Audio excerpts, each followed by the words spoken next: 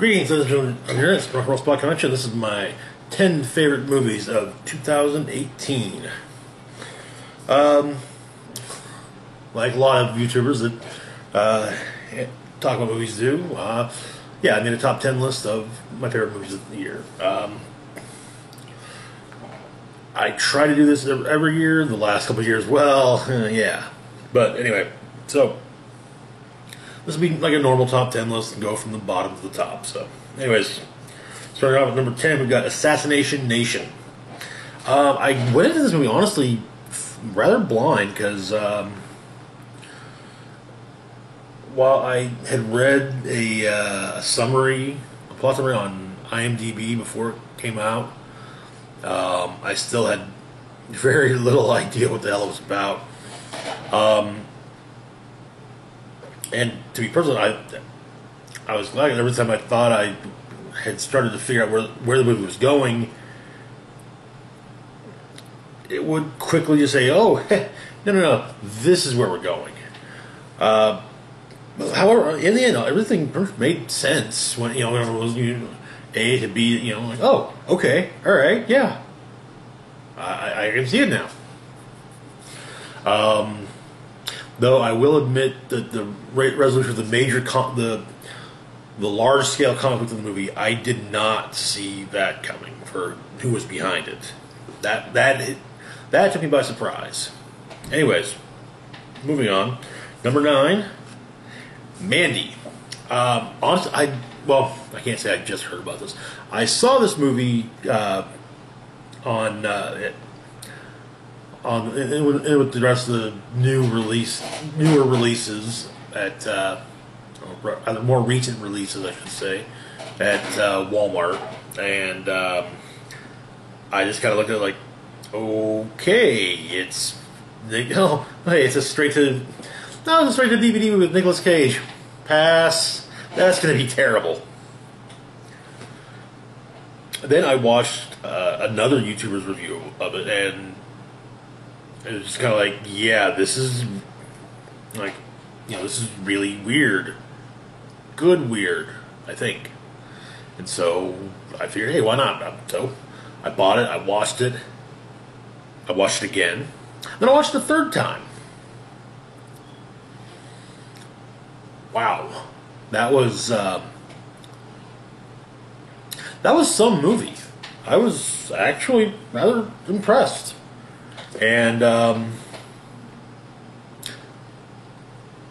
it has odd dialogue.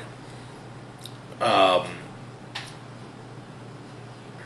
not going to say jarring, but sudden animation points. And it's rare I say that a movie with Nicolas Cage or a performance of his is actually perfect.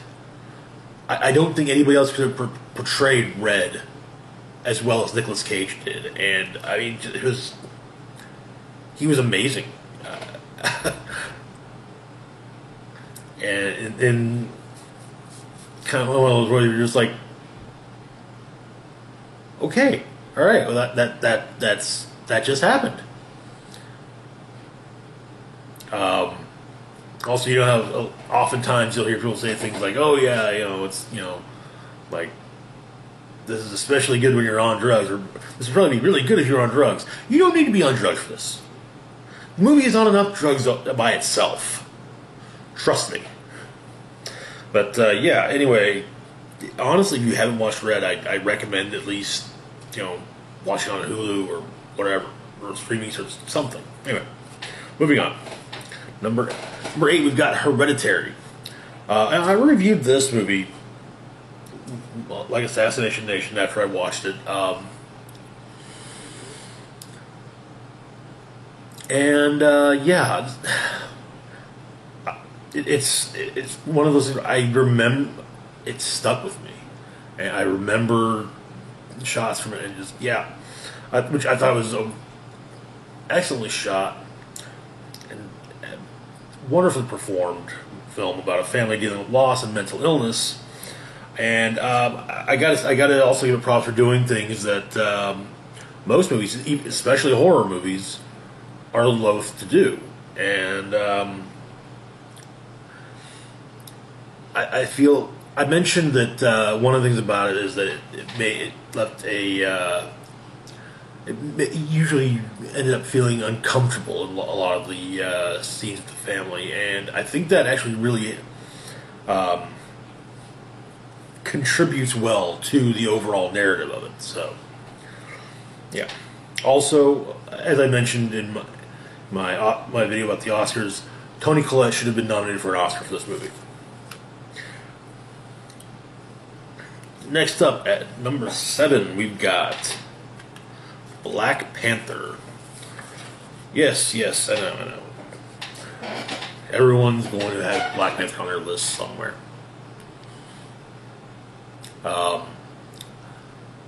One thing to keep in mind is that I actually am somewhat of a fan of the character. And I think that they handled the character well. There are some changes I wasn't too fond of.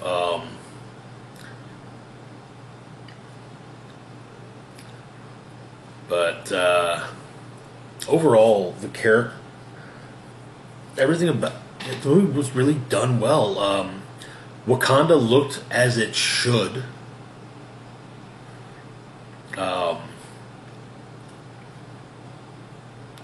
And I mean, there were moments in the movie where that harkened back to actual scenes from the panels from the comic. Like, oh wow, okay.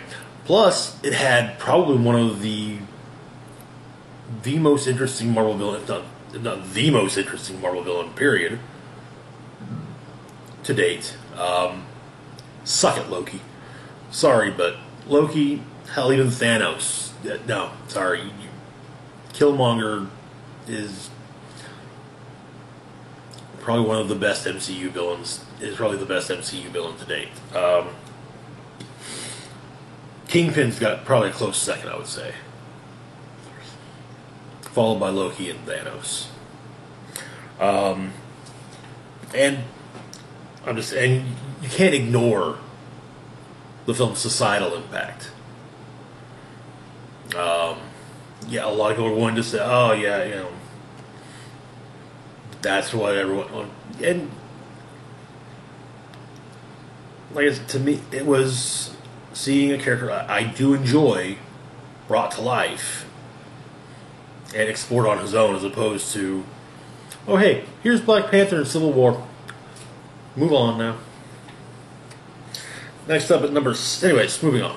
Next up at number 6, we've got Spider-Man Into the Spider-Verse. So, how do I explain this?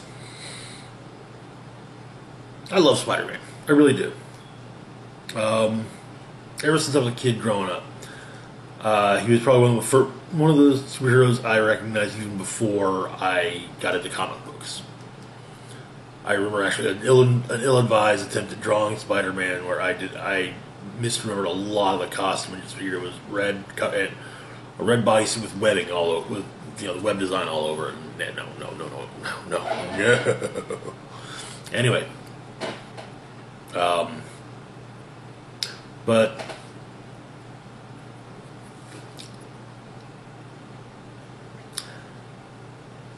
something happened in the comics that made me actually kind of back away from Spider-Man. That being the story One More Day. And because of that, I just stay away from the more Spider-Man solo books if it's focusing on Peter Parker in the primary Marvel Universe. But at the time, I continued to read Ultimate Spider-Man, even when they killed Peter Parker. And even when I brought in Miles Morales, I read for a little bit until I had to drop everything because I couldn't afford it. And I enjoyed Miles Morales though, and so this was quite the treat, really. And so when I got back in, like, oh hey, Miles is in the regular Marvel Universe now, and I read it. I enjoy his comic. Also, wanted to say that this handled the concept of multiverse in comic book terms very well. The Flash TV series has also been making strides into the same thing and actually handling that equally well. Also, the animation style I feel worked perfectly for the characters and the story.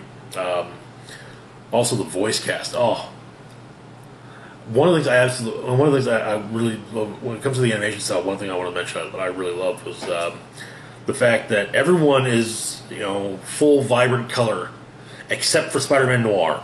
Spider-Man Noir is black and white. Period. End of discussion. And that made me laugh heartily. Anyways, moving on to number 5, A Quiet Place. Now, when A Quiet Place was in theaters, I was actually really wanting to watch it and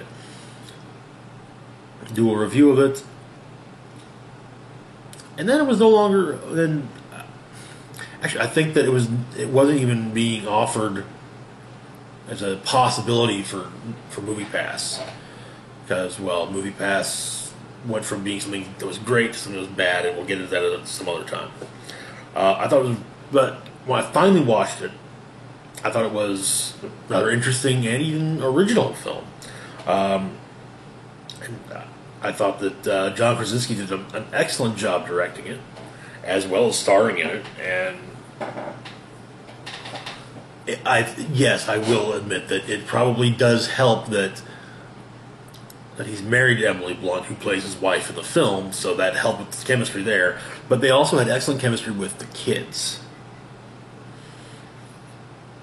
And, so yeah. Also, the lack of sound in the movie. Or the use of... I'll put this way. The use of sound and silence is actually really cool, and it adds a lot to sort of the tension of the movie and just the feel of the movie. Anyways, moving on to number 4, we've got the one that probably you all knew was going to make the list. Avengers Infinity War. Okay, yeah. I really liked Avengers Infinity War. This is... So, the first Avengers movie is my favorite of the MCU movies because it took something, a concept that had never been tried before. Let's take 4 characters, each of whom have had their own movies where they were the star, the center of attention. Let's take 4 of these characters and put them all in a movie together. And we're going to throw in 3 other important characters, plus an important bad guy. And it worked. No one, you'd have people jockeying for, to be in the spotlight. Everyone, okay, yeah, this, okay, for this scene, I get, this is my scene. But hey, then another scene, this is your moment. You get to shine here. Everyone got their moments to shine. And then you had Avengers Infinity War, which is a culmination of 10 years and 17 movies. 19 superheroes. 19 core characters who were core characters for previous films. Plus an additional half dozen, almost dozen supporting characters in major roles.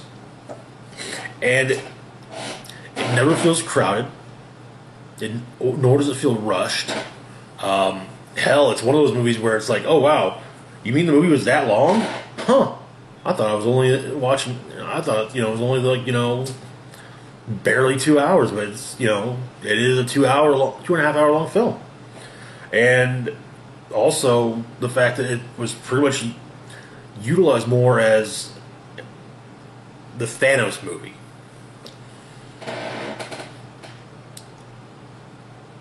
We got to learn Thanos' origin, which, admittedly, yes, I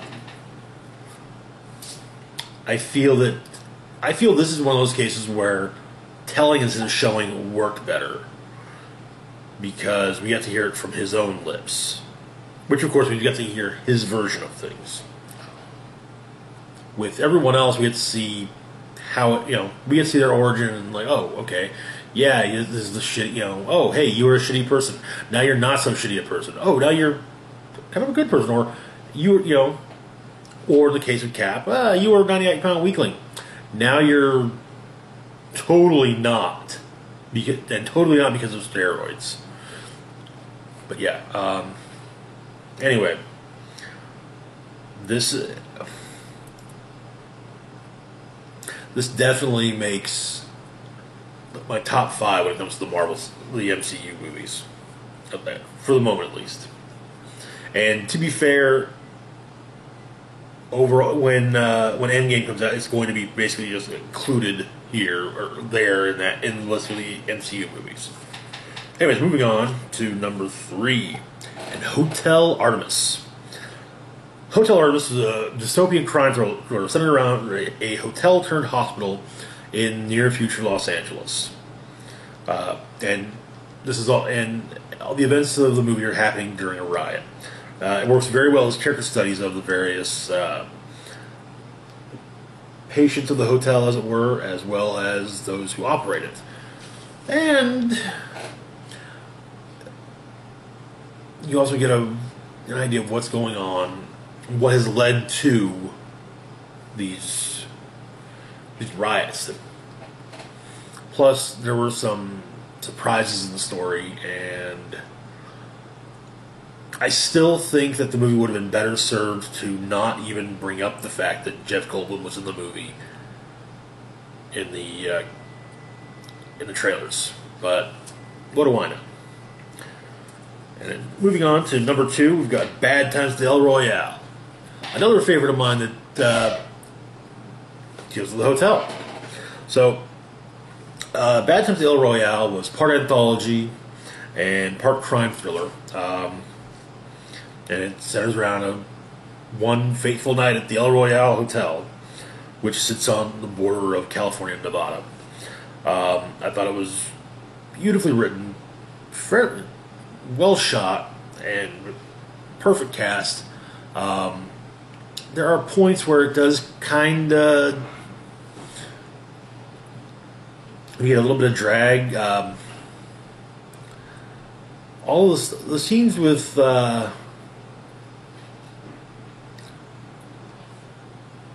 Chris Hemsworth's character were, to be perfectly honest, they don't feel like they fit. I mean, they're part of one character's story, but they still just don't. They just somehow just don't mesh as well as everything else does. And I love the fact that it would go back over events multiple times to show, again, just for getting points of view.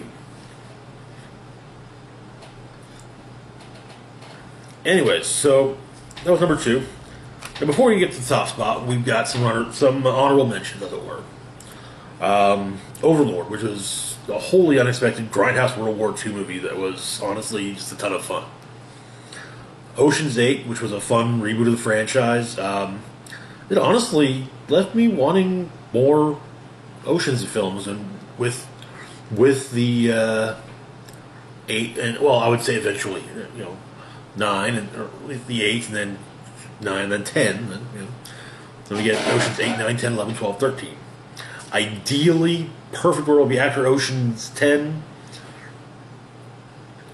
we get Ocean's 14, which combines the two groups. Game Night.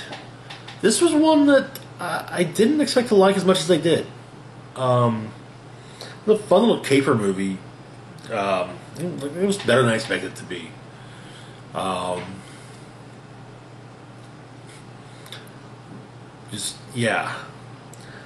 There's not a lot I can really say about the movie, just aside from just, it was fun and it was better than I expected. Deadpool 2 was an excellent continuation of the Deadpool franchise. I thought it was fun for both longtime fans as well as casual fans. It's like, yeah, I know who Deadpool is. I've seen, I've got a couple friends that share memes, and I've seen the movies. I feel like that's this movie, this also would be just as much fun for them as for people who said, I've been reading comics with Deadpool in them for almost 30 years now, and I love the character. I don't like everything they've done with the character. There have been points where I've said, "Oh, why are they doing this to Deadpool?" But overall, I love the character. So yeah, Tag was next up. We got Tag, an amusing comedy. Ended up being actually really kind of adorable at the end. It hit me in the feels in a way I did not see coming from a mile away. And in probably one of the best ways, it was like, okay, yeah, this is okay, yeah.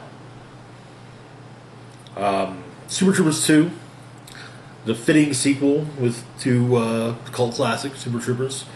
I felt that it was definitely worth the wait. Also, the final honorable mention goes to Halloween. So normally I'm not a fan of sequels that say, so all those other sequels that we've made, yeah, those don't count, or yeah, that one doesn't count. We don't like that one, so we're just not going. I'm not usually too fond of films of sequels that do that, unless the sequel in question you're omitting is just that bad. Excuse me, bit of a cough there.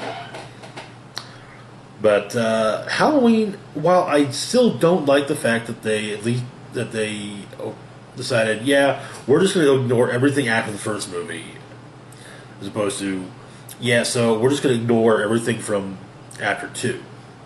I'm sorry, I think Halloween 2 is one of the best horror sequels out there, and I don't like that it trumped up the way this just kind of discards it.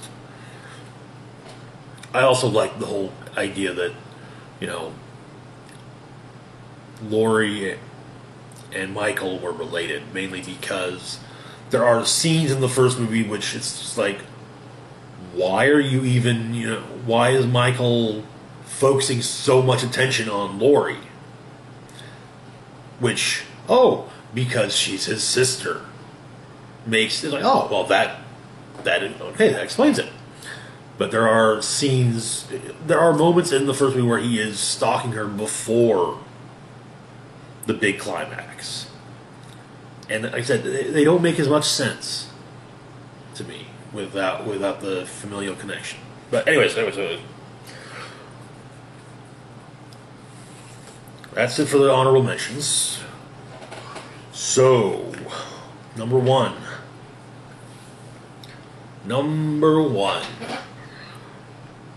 Was Annihilation.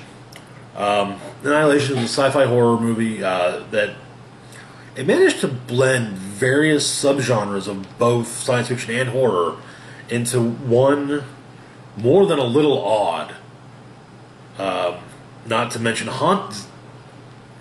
hauntingly beautiful at times, film about a biologist exploring an area of Florida affected by a meteor crash. By a meteor landing, I should say. You got a strong cast, including Natalie Portman and Oscar Isaac. You've got an excellent director, Alex Garland, who did Ex Machina before this. It is such a good film, and I hate the fact that Paramount kind of said, what do we do with this?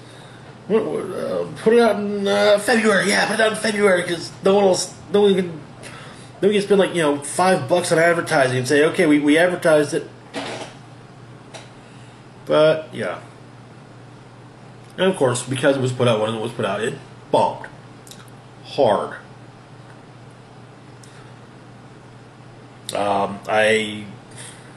To be perfectly honest, if this movie had come out just a couple months later or during the summer, it would have probably done a lot. Hell, if this came out in October, it would have been probably one of the big. It would have probably been a big success as a horror movie. You know, people would have focused a lot more on the horror aspect about it, but still, it would have been a success. But anyway, that's it for now. I might do a video bringing up the movies I liked the least this year, and or disappointed me the most. But yeah, there are very few films from this year where I can honestly say, yeah, this just was, this was just bad, or where I can at least find something good. So, anyway, that's it for now. As always, feel free to like, share, and subscribe. Comment if you want.